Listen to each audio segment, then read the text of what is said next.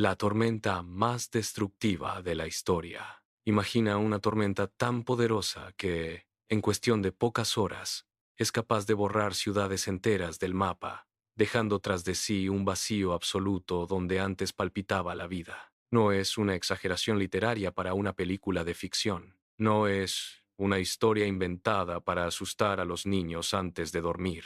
Es una realidad cruda, documentada y desgarradora que forma parte de nuestra historia moderna. La tormenta más destructiva de la que se tenga registro no solo dejó una estela de destrucción material incalculable, dejó una de las mayores tragedias humanas jamás registradas en los anales de la meteorología y la sociología, y ocurrió en un lugar donde millones de personas, atrapadas por la geografía y la pobreza, simplemente no tenían forma de escapar. A lo largo del tiempo, la humanidad ha aprendido a convivir con el miedo a los elementos. Hemos enfrentado huracanes en el Caribe, tifones en el Pacífico y ciclones devastadores en el Índico. Hemos visto vientos que arrancan de cuajo edificios de concreto, lluvias que transforman calles en ríos caudalosos y tormentas que paralizan el funcionamiento de países enteros durante semanas. Conocemos el poder del aire y del agua, pero ninguna de esas experiencias, por traumática que haya sido, se compara con lo que ocurrió en 1970,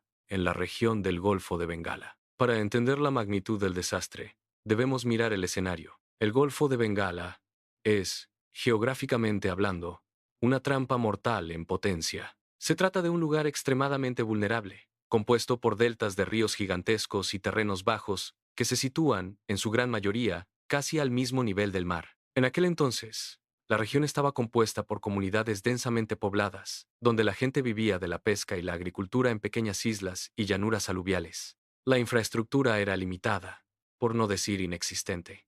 No había muros de contención, no había edificios de refugio, y las comunicaciones eran precarias. Todo estaba listo para que la naturaleza ejecutara el desastre perfecto. En noviembre de ese año, los satélites, que en esa época eran una tecnología aún joven, comenzaron a detectar la formación de un ciclón tropical. Al principio, para los observadores internacionales, parecía uno más de la temporada, un fenómeno común en esa zona del mundo que, si bien era peligroso, formaba parte de la rutina climática de la región.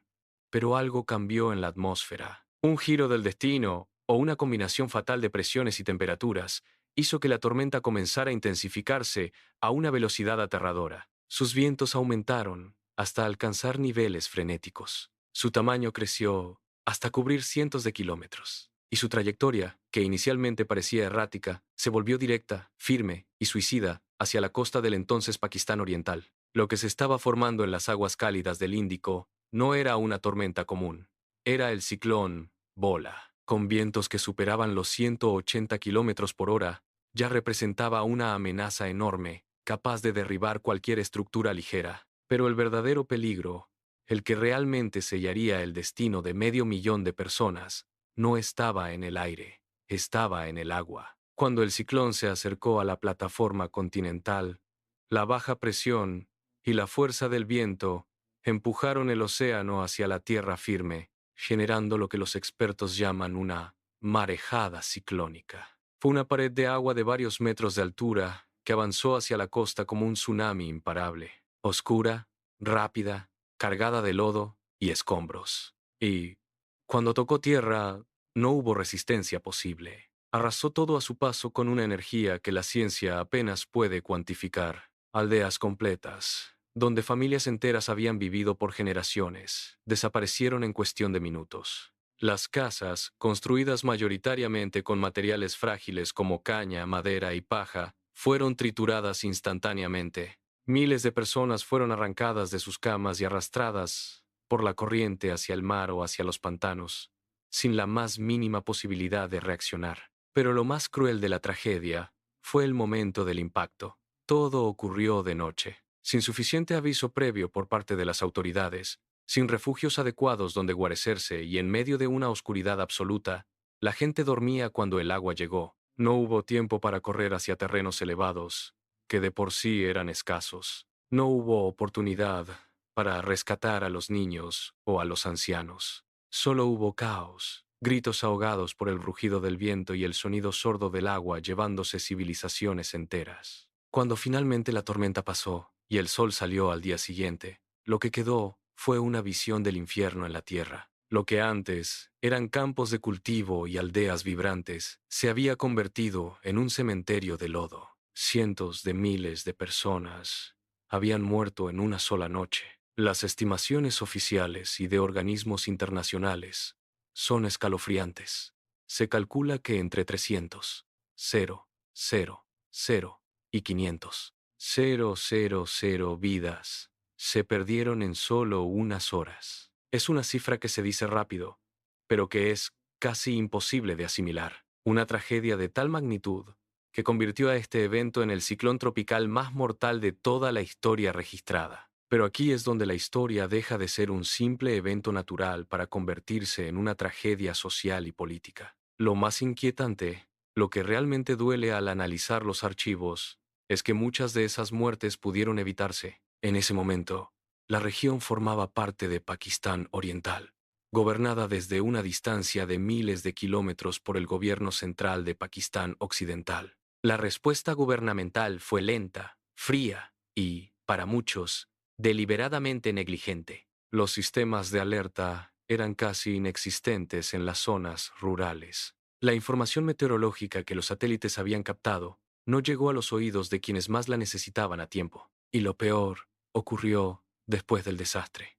La ayuda humanitaria tardó días, incluso semanas, en aparecer de forma efectiva. Miles de sobrevivientes quedaron aislados en islotes de lodo, rodeados de cadáveres, sin alimentos, sin agua potable y sin ningún tipo de atención médica. La tragedia no terminó cuando el viento se calmó. Continuó y se agravó en los días posteriores por la desidia humana. Este vacío de poder y esta falta de empatía por parte del gobierno central encendieron una mecha que ya estaba corta. La indignación creció entre los sobrevivientes y la élite política local. Las tensiones aumentaron hasta volverse insostenibles. La población comenzó a cuestionar legítimamente por qué se les había abandonado en su hora más oscura. Y así, lo que comenzó como un desastre natural provocado por el ciclón Bola, terminó convirtiéndose en un punto de quiebre histórico fundamental. La negligencia ante la tormenta alimentó los deseos de independencia, desencadenando una guerra que, poco tiempo después,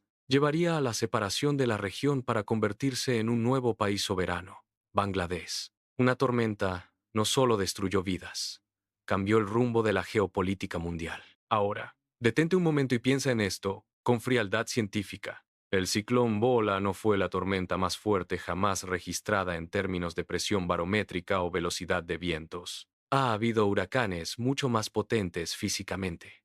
No fue el más grande en extensión, pero sí fue, por un margen aterrador, el más mortal. ¿Por qué? Porque encontró el escenario perfecto para la aniquilación.